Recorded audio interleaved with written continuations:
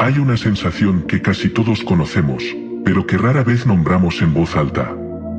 No es miedo. No es tristeza. Es desgaste. Un cansancio que no se va durmiendo. Una presión constante, como si la vida siempre estuviera pidiendo algo más, y nunca terminara de devolverte nada. Y la pregunta incómoda es esta: ¿y si no es un fallo personal? ¿Y si no es que tú estás haciendo algo mal? Porque si te detienes a observar con honestidad, hay algo extraño en cómo funciona este mundo. Todo parece diseñado para mantenerte reaccionando. Trabajas para sobrevivir. Sobrevives para seguir trabajando. Te esfuerzas para alcanzar algo que, cuando llega, dura muy poco. No importa quién seas. El ciclo es el mismo. Y lo más inquietante es que lo hemos normalizado. Nos dijeron que el sufrimiento es parte del crecimiento. Que el estrés es normal. Que la ansiedad es la vida moderna. Pero nadie se pregunta por qué ese desgaste es tan constante, tan eficiente, tan universal. ¿De verdad es casualidad que las emociones más intensas, el miedo, la culpa, la frustración, sean también las más frecuentes? Aquí es donde aparece una idea que casi nadie quiere tocar, porque incomoda demasiado. ¿Y si este mundo no está diseñado principalmente para hacernos felices, ni plenos, ni libres, sino para mantenernos activos emocionalmente? No en paz. No en silencio. Activos. Reaccionando. Consumiendo. Deseando. Temiendo. Porque un ser en calma no produce mucho. Pero uno en tensión constante, sí. Cuando hablamos de energía, no hablamos de algo místico ni científico todavía. Hablamos de algo muy básico: atención, emoción, reacción. Aquello que se mueve dentro de ti cuando algo te duele, te enfada, te preocupa o te hace sentir insuficiente. Eso que se activa una y otra vez, todos los días, casi sin que te des cuenta. Y ahora viene la pregunta que separa este vídeo de cualquier otro: ¿y si todo este sistema, económico, social, emocional, incluso espiritual, estuviera optimizado para generar exactamente ese tipo de energía? No como una teoría conspirativa superficial, sino como una estructura que se sostiene gracias a ello. No porque alguien sea malvado, sino porque funciona. Aquí es donde muchos se echan atrás. Porque aceptar esta posibilidad no te convierte en víctima, pero sí te obliga a mirar tu vida desde otro ángulo. Ya no como una sucesión de problemas aislados, sino como parte de un mecanismo mucho más grande. Un mecanismo que no necesita cadenas visibles. Le basta con tus reacciones.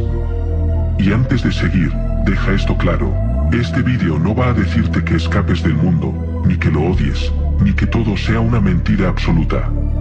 Vamos a hacer algo más incómodo. Vamos a observar cómo funciona. Porque solo cuando entiendes la función de algo, empiezas a sospechar si estás viviendo en un mundo, o trabajando dentro de una granja prisión. Bienvenido a Ecos de lo Prohibido, donde cada sombra esconde un secreto y cada luz revela un misterio.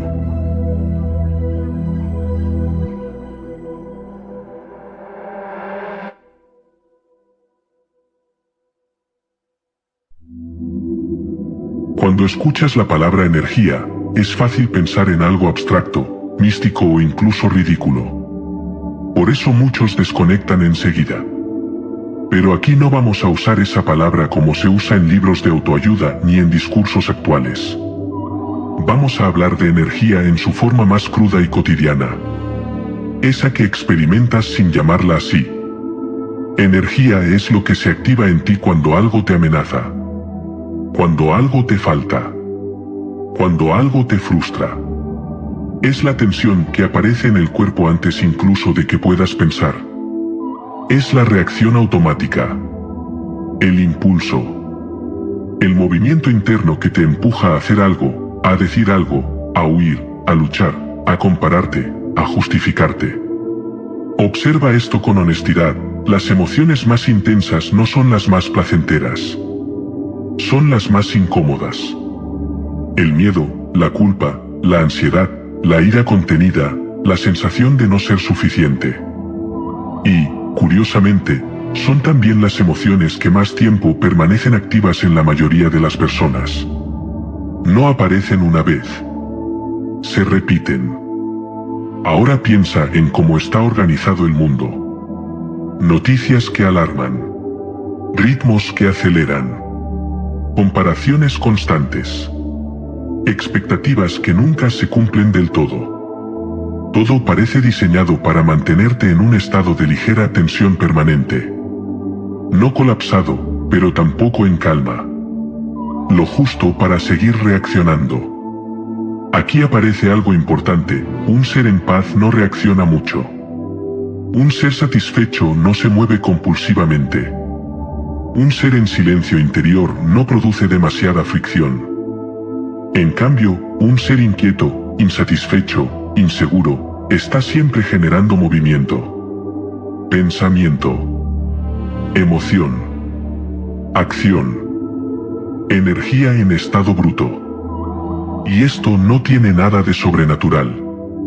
Es pura observación. Cualquier sistema que necesite mantenerse activo aprende rápido que estados internos son más eficientes. No necesita destruirte. No necesita romperte. Le basta con mantenerte ocupado por dentro. Con que nunca descanses del todo. Aquí es donde la idea de granja empieza a tomar forma, aunque todavía no la nombremos del todo. No hablamos de explotación visible. Hablamos de un entorno donde ciertos estados emocionales son más útiles que otros. Donde la calma no es rentable. Donde la paz es una anomalía. Y antes de avanzar, deja que esta idea se asiente sin rechazarla ni aceptarla. Solo obsérvala.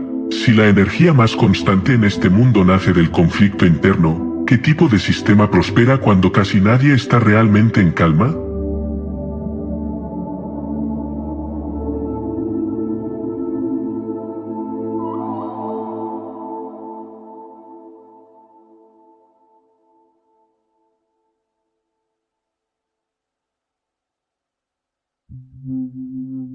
Hay algo que rara vez se dice con claridad: no todos los sistemas existen para crear. Algunos existen para sostenerse. Y cuando algo no nace de la plenitud, sino de la carencia, su prioridad no es el bienestar de lo que contiene, sino su propia supervivencia.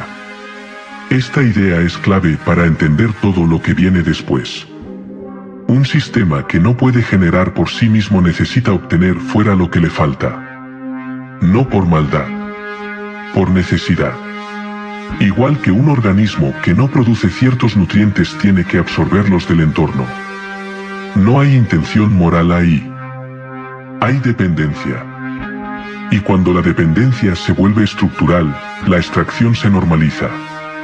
Aquí es donde muchas narrativas fallan, porque buscan un villano consciente, un enemigo con planes. Pero los textos gnósticos apuntan a algo más inquietante: un orden que no sabe hacer otra cosa. Un sistema que funciona porque extrae, no porque comprenda. Y lo más peligroso de eso es que puede operar durante siglos sin cuestionarse. Este tipo de sistema no necesita destruir lo que lo alimenta. Necesita conservarlo en funcionamiento. No roto del todo. No libre del todo. Lo justo para que siga generando movimiento interno. Emoción. Atención. Reacción. La destrucción total sería ineficiente. El equilibrio tenso es mucho más rentable. Y ahora mira el mundo otra vez, pero desde aquí. Un lugar donde casi nadie descansa del todo. Donde incluso el ocio está cargado de estímulo. Donde el silencio incomoda. Donde parar genera culpa. No porque alguien lo imponga explícitamente, sino porque el sistema necesita flujo constante. Y el flujo nace del movimiento interno. Esto no convierte al mundo en un infierno, pero sí en algo mucho más sutil, un entorno optimizado. Optimizado para que ciertos estados emocionales sean frecuentes y otros raros.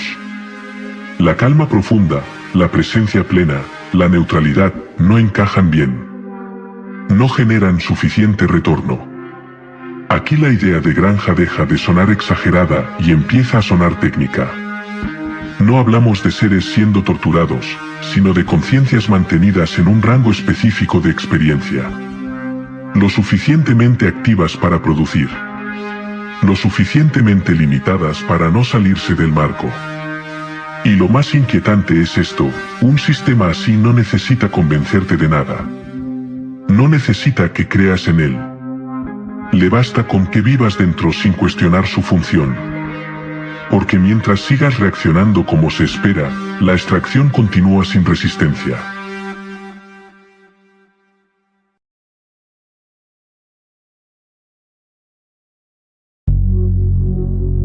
Llegados a este punto, surge una pregunta inevitable. Si el sistema necesita extraer, ¿quién se encarga de que todo funcione? Aquí es donde muchos relatos caen en el error de imaginar figuras monstruosas, entidades espectaculares, demonios vigilando desde las sombras. Muchos textos gnósticos y evangelios apócrifos no describen a los arcontes como creadores ni como genios malignos. Los describen como administradores. Gestores de un orden que ya existe. No inventan nada nuevo. No cuestionan el sistema. Se limitan a mantenerlo operativo. Y cuando algo se limita a ejecutar sin comprender, puede funcionar durante mucho tiempo sin sentirse culpable. Cada arconte gobierna un ámbito, una función, una capa de la realidad. No como un rey caprichoso, sino como un funcionario cósmico. Todo tiene su lugar. Todo tiene su norma. Todo está clasificado. Y ese orden, precisamente por ser estable, empieza a sentirse natural. No impuesto. No artificial. Simplemente así son las cosas. Aquí aparece una de las ideas más perturbadoras. El error original ya no necesita corregirse porque se ha convertido en estructura. Cuando un sistema se administra correctamente, deja de parecer defectuoso. La repetición no normaliza. La rutina lo legitima. Y lo que nació de la ignorancia empieza a percibirse como ley. Lo más oscuro es que los arcontes no se ven a sí mismos como opresores.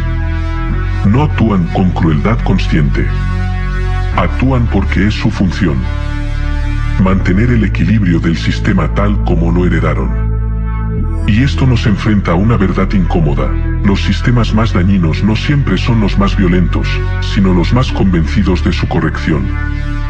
Por eso muchos textos no los presenta como enemigos personales del ser humano.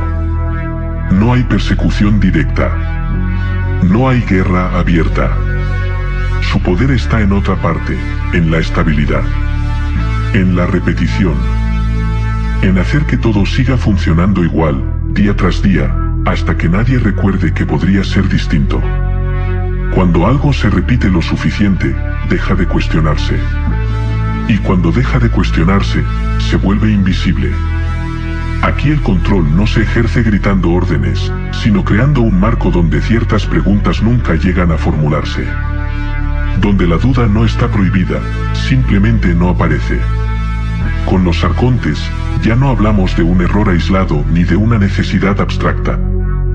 Hablamos de una estructura que se sostiene sola. Un sistema que no necesita vigilancia constante porque se ha vuelto normalidad. Y cuando el error se convierte en normal, deja de parecer error.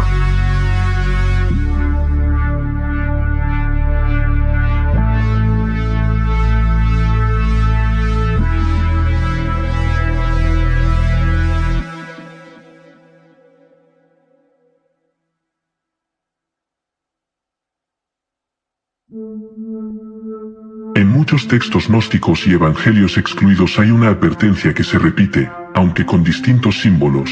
El verdadero problema no es que el mundo exista, sino que haya decidido definirte.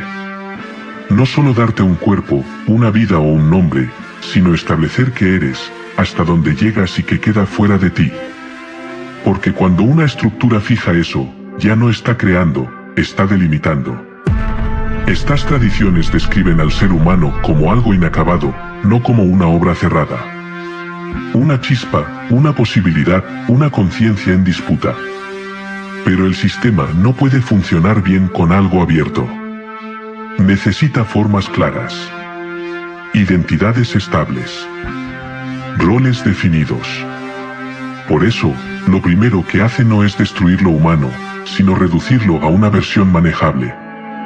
En estos relatos, el ser humano no es creado desde la comprensión plena de lo que es, sino a partir de una copia imperfecta. Una imitación de algo que viene de más arriba, de un nivel que el sistema no alcanza a comprender del todo. El resultado no es un ser falso, pero sí uno limitado. Capaz de vivir, pero no de recordar fácilmente lo que es. Aquí aparece una idea inquietante: la identidad no surge solo de dentro, también se aprende. Se enseña. Se impone de forma sutil. Esto eres. Esto es posible. Esto es real.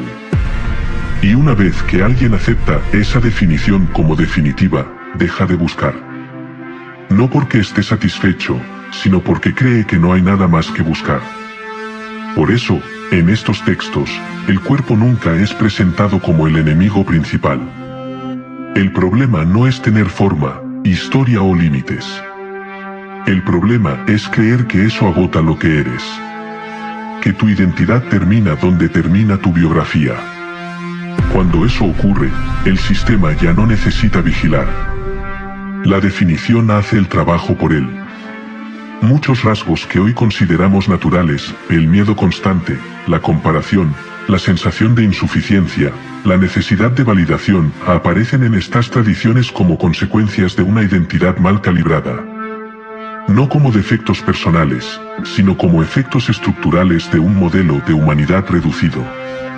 Lo más inquietante es que estos textos no proponen reemplazar esa identidad por otra mejor. No ofrecen un nuevo molde. Insinúan algo más incómodo, que toda identidad fija es provisional. Una capa. Útil para moverse en el mundo, pero incapaz de contener lo que hay detrás. Y cuando alguien empieza a sospechar eso, ya no puede volver a habitar su identidad del mismo modo. Aquí aparece una de las intuiciones más peligrosas del pensamiento gnóstico: el mayor control no se ejerce diciendo quién eres, sino logrando que creas que ya lo sabes. Porque desde ese momento, ya no hace falta dominarte desde fuera. Defenderás tu propia definición como si fuera la verdad última.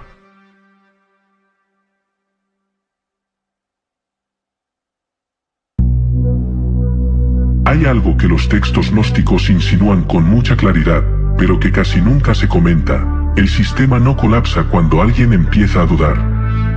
Se adapta. La duda no lo destruye. Lo obliga a reorganizarse. Un sistema verdaderamente frágil temería cualquier grieta.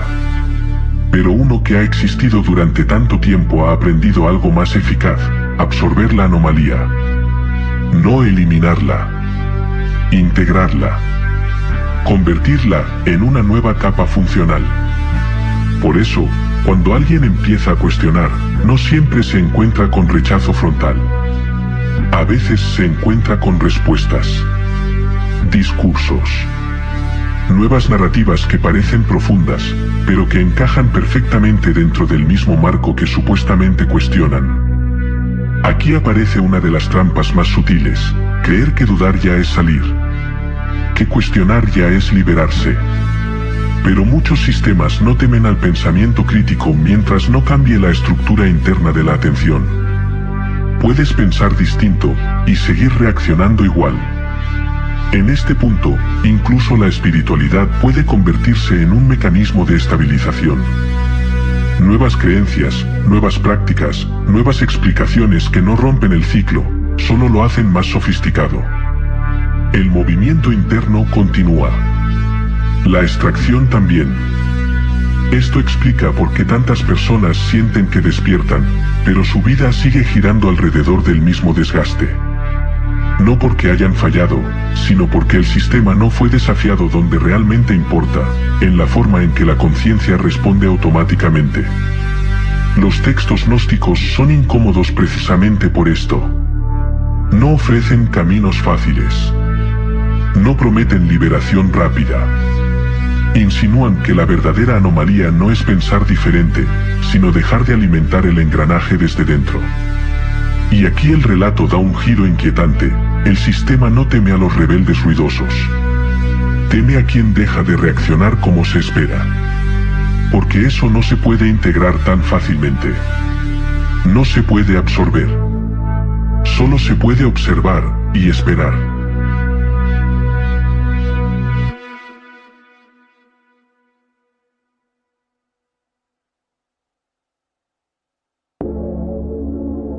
Si quitamos toda la simbología, toda la mitología y toda la épica, lo que queda es simple: el sistema no se alimenta de tu felicidad. Se alimenta de tu tensión, de tu desgaste interno, de estados donde estás activo, pero no presente. No se extrae fuerza vital en bruto. Se extrae fricción psicológica, emoción sostenida. Estados donde la conciencia está ocupada reaccionando, anticipando, justificándose, comparándose. Eso es lo que mantiene el engranaje en movimiento constante. Por eso el miedo es tan útil. Por eso la culpa se hereda. Por eso la ansiedad no se resuelve, se gestiona. No son fallos del sistema. Son funciones. Estados suficientemente intensos para movilizarte, pero no tanto como para romperte del todo. La granja no necesita sufrimiento extremo. Necesita continuidad. Un flujo estable de atención fragmentada. Personas cansadas, pero funcionales. Inquietas, pero productivas. Siempre ocupadas por dentro, incluso cuando creen estar descansando. Desde esta lógica, el mundo no es cruel, es eficiente. No busca destruirte, busca usarte sin que te detengas a observar qué está ocurriendo. El colapso no es rentable. La estabilidad tensa sí. Por eso las mayores fuentes de desgaste no son las tragedias, sino lo cotidiano, la prisa constante, la comparación, la sensación de no llegar nunca, el miedo difuso al futuro. Eso mantiene la conciencia girando sobre sí misma sin descanso real. Aquí desaparece la necesidad de enemigos visibles. No hace falta vigilancia externa cuando el entorno entero está diseñado para provocar los mismos estados internos una y otra vez. El control no se impone, se reproduce. Y esta es la afirmación central de esta sección: el sistema no se sostiene porque seas débil, sino porque reacciones como se espera. Mientras la conciencia permanezca atrapada en ese rango emocional, la cosecha continúa sin oposición.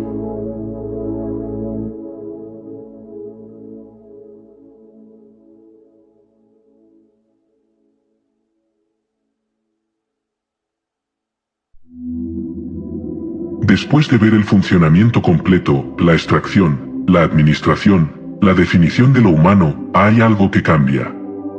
No porque hayas aprendido algo nuevo, sino porque ya no puedes fingir que no lo ves. El mundo sigue siendo el mismo, pero la relación con él ya no es igual. Nada se rompe por fuera. Sigues viviendo, trabajando, relacionándote.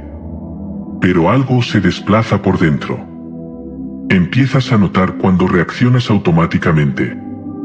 Cuando entras en tensión sin motivo real. Cuando tu atención es arrastrada una vez más al mismo circuito emocional. Aquí no hay liberación inmediata. No hay salida heroica. No hay iluminación. Lo único que aparece es una distancia mínima, pero irreversible, entre la conciencia y el mecanismo. Y esa distancia, aunque pequeña, lo cambia todo. Porque un sistema basado en la reacción pierde eficiencia cuando alguien observa sin responder igual. No cuando lucha. No cuando se revela. Sino cuando deja de alimentar automáticamente lo que antes parecía inevitable. Este no es un mensaje optimista. Tampoco es desesperanzador. Es preciso. El mundo no necesita que creas en esta idea. Funciona igual. Pero tú ya no funcionas exactamente del mismo modo dentro de él. Y eso no puede deshacerse una vez ocurre. Tal vez por eso estas ideas fueron siempre incómodas. No porque prometieran escapar, sino porque alteraban la forma de habitar. No ofrecían consuelo. Ofrecían lucidez. Y la lucidez no siempre tranquiliza. Si el mundo es una granja, no se desmonta con violencia.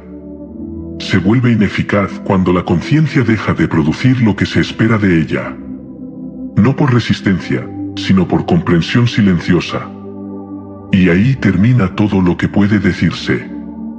No con una respuesta, sino con una constatación. Después de ver el mecanismo, lo verdaderamente inquietante no es el sistema, es darse cuenta de cuántas veces lo hemos alimentado sin saberlo.